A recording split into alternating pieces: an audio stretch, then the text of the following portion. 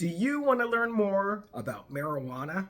Then why not take my course, Marijuana as Doxa, right here on YouTube. You'll learn all about how marijuana has wrongly been portrayed as a dangerous drug through my 15-part lecture series on YouTube, complete with an assessment tool explained in the description. I'm xProfessor, and before I was retired, I was a department chair of communication at a state university in Pennsylvania, and I have a PhD from the Pennsylvania State University.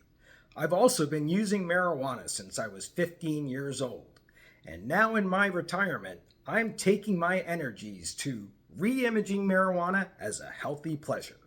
If you'd like to join this movement, then why not take my course, and you'll receive a certificate and a T-shirt. Directions for taking the course are in the description below. Good luck, and I'll see you on the other side.